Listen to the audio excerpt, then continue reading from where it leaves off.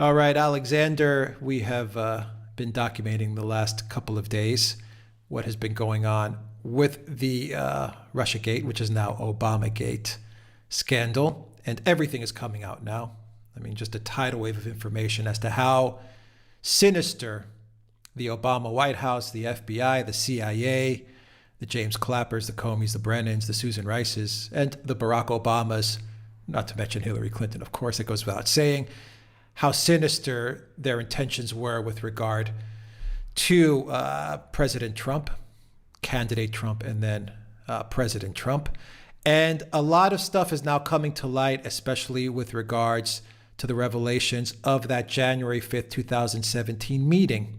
And a lot of this stuff is coming to light because we have a lot of the transcripts, the under oath transcripts of some 53 people who were involved in the Russiagate fiasco. And I take you to an article via Zero Hedge, which has the title Flashback, Obama Ordered Comey to Conceal FBI Activities Right Before Trump Took Office.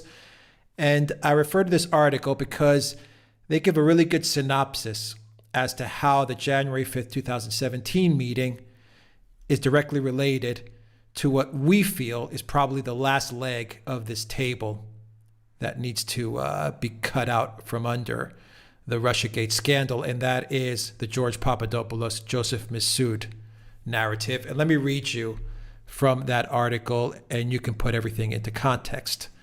The January 5, 2017 meeting, also attended by former National Security Advisor Susan Rice, has taken on a new significance in light of revelations of blatant misconduct by the FBI and the fact that the agency decided not to brief then candidate Trump, that a friendly foreign government, Australia, advised them that Russia had offered a member of his campaign dirt on Hillary Clinton.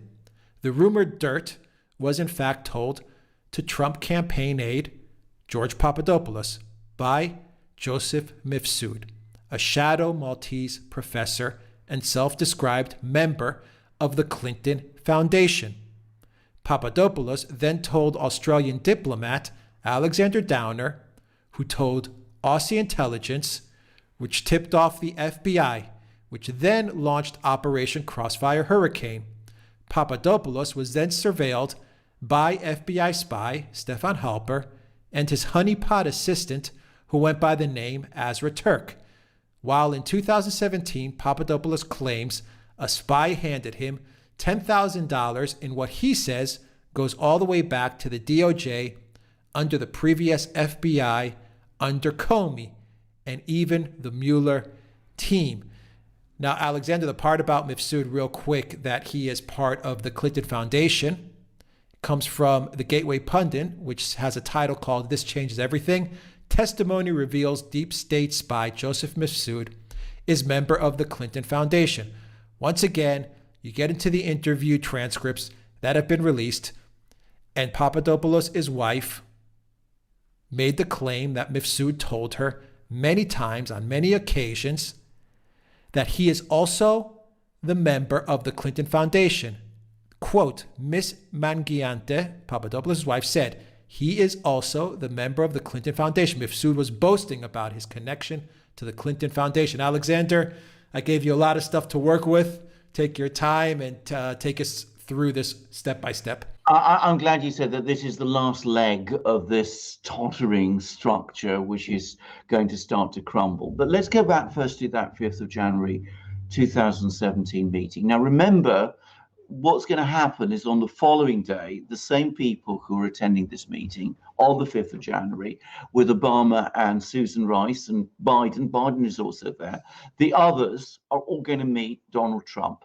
So I don't think there's any doubt at all that part of the purpose of this meeting is to plan what is going to be said to Donald Trump on the following day. Most inappropriate, by the way, that was happening. Completely wrong that Obama, Susan Rice, Biden were telling people like Comey, Clapper, Brennan what Trump should be told on the following day.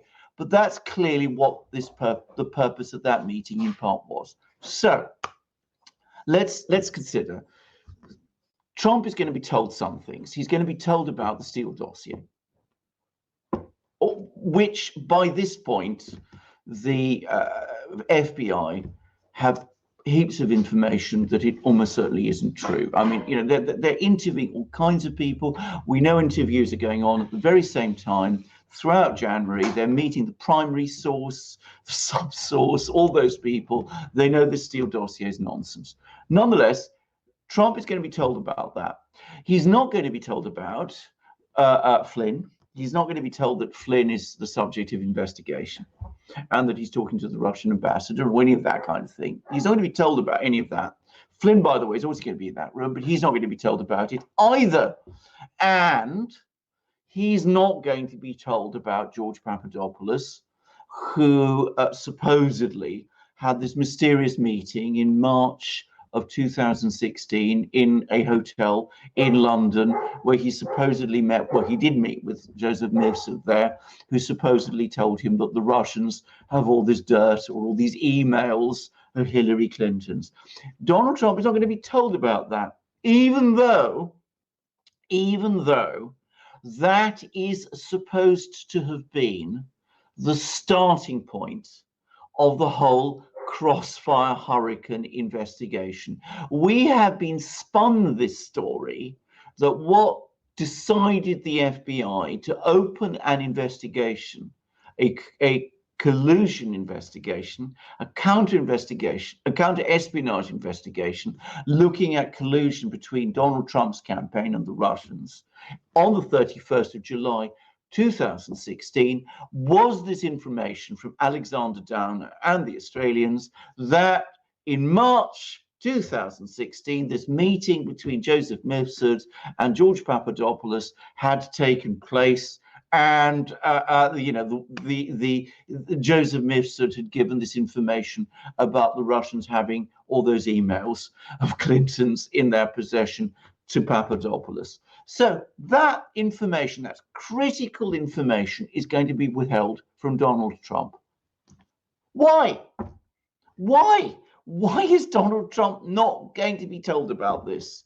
Well, again, and I say this once more, it's because they are denying information, critically important information from Donald Trump, who, as President of the United States, needs to know all about this because he is the target of that investigation. It's the only possible explanation, that there is a subsidiary thing. There must be another, I'm sure that there is another explanation. And this is my own view now, but one of the reasons they're holding back on all of this is because they know Michael Flynn is going to be in that room. They know that Michael Flynn is himself a trained intelligence operator. They know that Michael Flynn is going to start asking questions about Mifsud and Papadopoulos, and they don't want to have to answer those questions because they set up that whole meeting. That whole meeting in March 2016 was one which they set up themselves. So that's why they're withholding all information about it. Think about it. It makes absolute sense.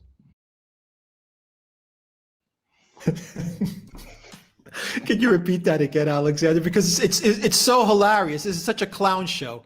Yeah, repeat that again. Repeat that line again. This was a complete freaking setup. Absolutely, it was a setup. They can't come along and tell. They're going to tell Donald Trump, well, you know, Papadopoulos, we've opened this investigation because Papadopoulos is getting all this information from a Russian agent. But of course, if they know that Mifsud is not a Russian agent, if they know that Mifsud is one of their own agents, you know, if Flynn asks them all of this, the whole thing collapses. So they don't dare say anything about it. They can't come along, in other words, and say to Trump and Flynn, this whole thing was set up. We set it all up. Stephen Halper, they knew, was an agent. Absolutely. Mifsud, if that's even this guy's real name. Yeah, about which I have serious doubts, by the way, but we'll come to that in a moment. Is an agent, and they know it. Yeah. So why can't the U.S. president know what's going on here? Well, because of I mean, course the whole these people work for him. well, and they do, but of course the point is he's the target. He's the He's the target. person. That's what I He's the wanted you to person. say. He's He's the the person. target. He's the target. So of course they can't tell him. They can't tell him. Oh, well, Mr. President, we're setting you up. This is what this is all about. That was what was going on.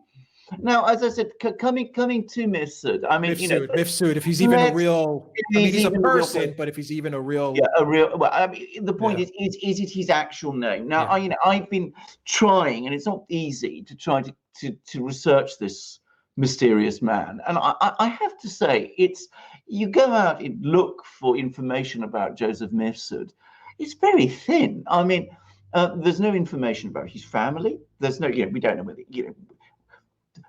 brothers, sisters, parents, grandparents, if you look at his Wikipedia entry, which is just get citing that as an example, nothing about his family. Nobody from Malta is coming forward and saying, he's our brother, he's our sister, he's our brother, I'm his uncle, I know all about Joseph, he's perhaps somebody, who gets involved in all kinds of things, but, nothing like that at all. Now, we're both from Mediterranean countries. We know that, in our parts of the world, Malta is no different. I've been to Malta, by the way. Malta is no different in this respect. People know each other. Families matter. People talk to each other. You would have thought that if there was a huge amount of information about if Mifsud was a real person, all sorts of people would be coming forward and talking about him. But there's nothing. There's absolutely nothing from Malta really about him at all. No obvious traceable family collections, no real family past, nothing. And the same is true, by the way, and even more strangely, of all these academic institutions he was involved in. Now, again, my wife is an academic. So, if you know anything about academic institutions, I mean, they are very social places. I mean, academics who are scholars, I mean, one of the things academics do is they network. I mean, that's very much part of the life of the academic world. You meet each other, you exchange ideas, you go to conferences, you talk, you discuss papers. Who's coming forward and doing that with Mifsud? I mean, who are all these people in Italy, in Britain, who you would assume know him? Hardly anybody. Hardly anybody. Now, and then, of course, we have the final and ultimate mystery about him, which is that he's vanished. He's disappeared without trace. We had a report a couple of months ago that Barr and Durham went to Rome and heard a tape recording of his there, and but apparently they didn't meet him.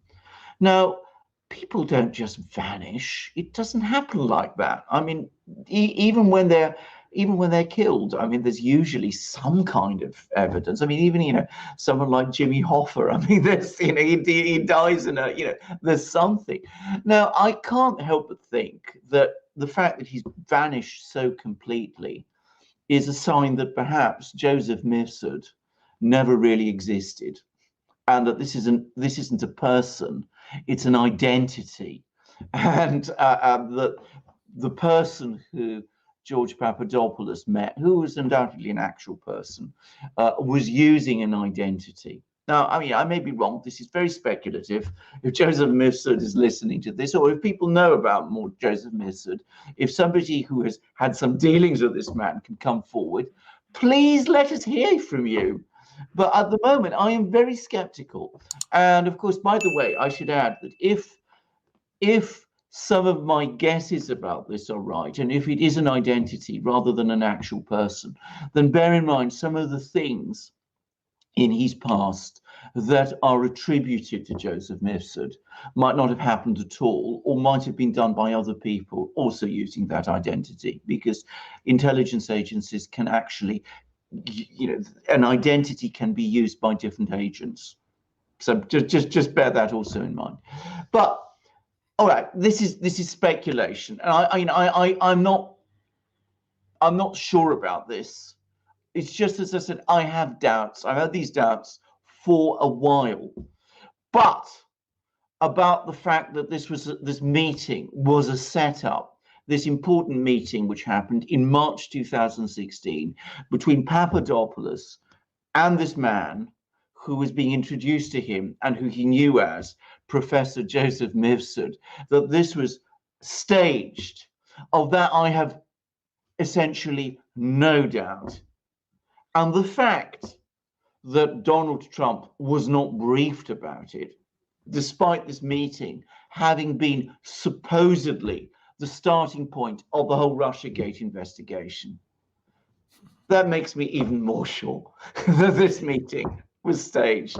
In other words, Mifsud was not an agent at all of the Russians.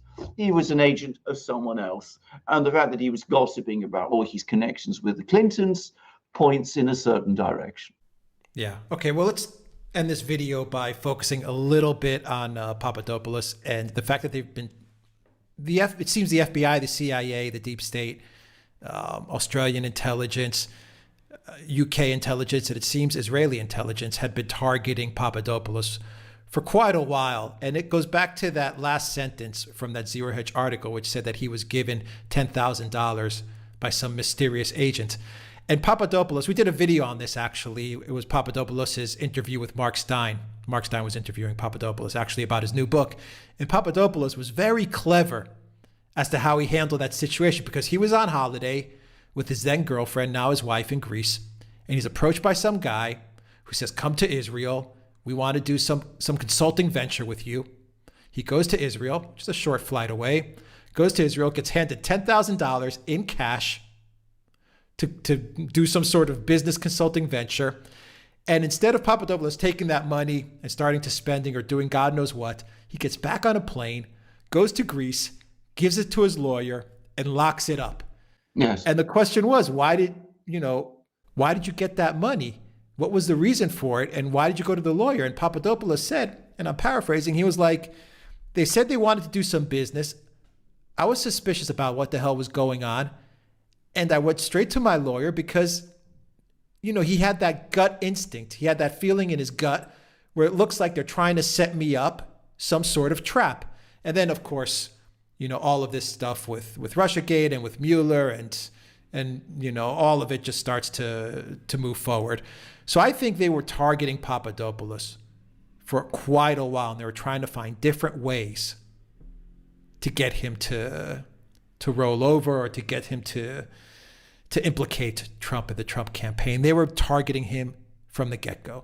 Absolutely, of course they were. And can I just say, this business with the money, the $10,000 in cash, I think is an extraordinarily important one, because clearly he was being set up by someone, and the fact that this happened contemporaneously, in other words, that Papadopoulos acted the way he did, that he rushed immediately to his lawyer with his money and put it in a safe, shows that he understood this. He's not talking from hindsight. He's not reconstructing. He was aware at the time that somebody was trying to set him up. So if somebody was trying to set him up,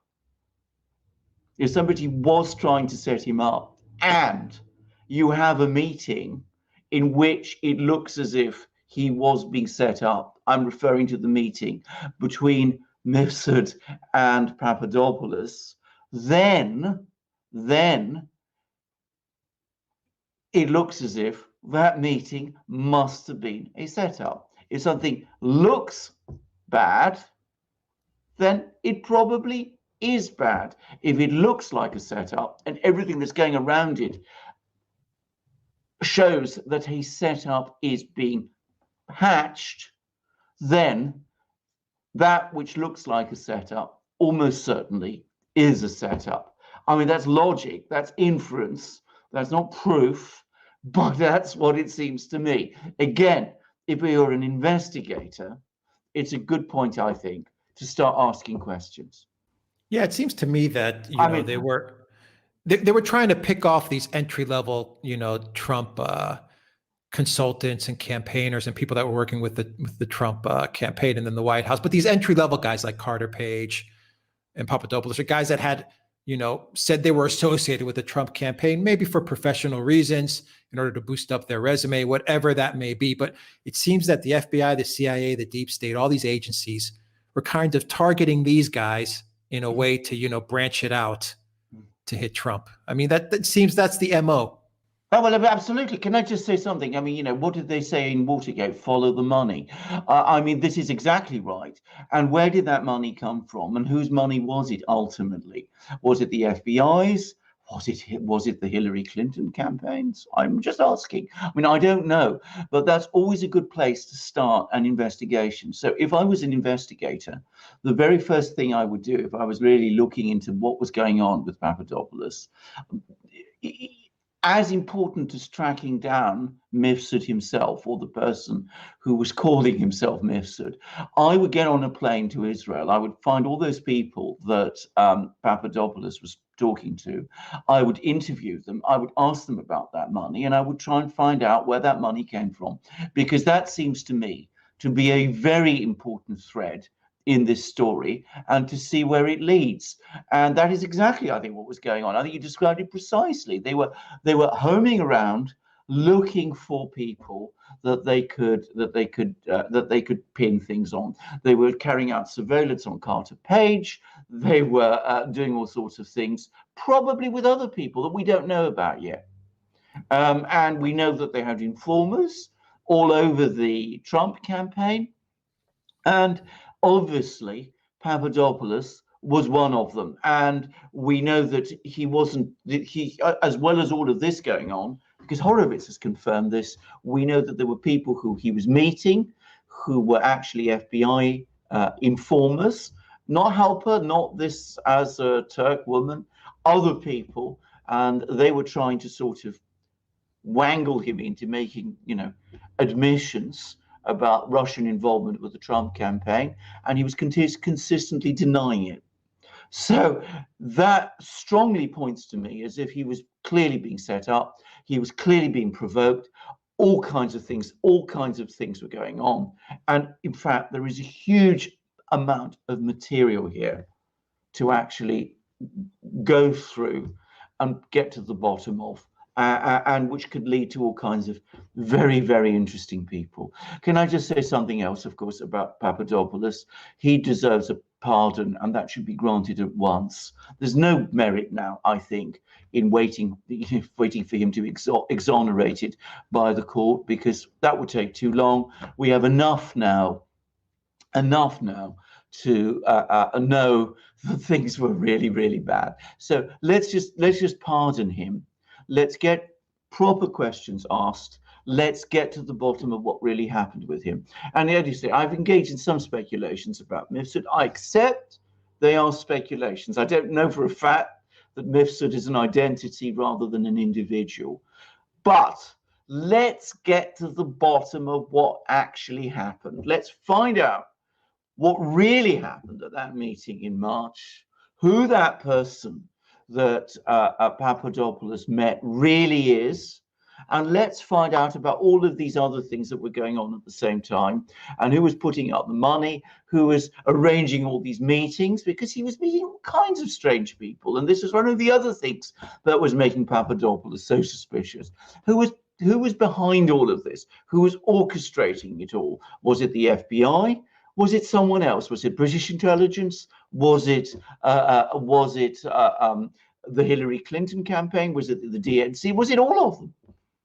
Yeah, it's such a big this is such a big operation. Well, I can't get my head around it. Yes, I know. To take out the U.S. president, I mean, they put the full power of the intelligence agencies, the Clinton campaign, the Obama White House, all of it was thrust towards getting Trump out of office. I mean, what a massive operation this was. US, UK, Australia, Italy, Ukraine. I mean, all these intelligence agencies working together, all these spies in all these different countries, people like Alexander Downer.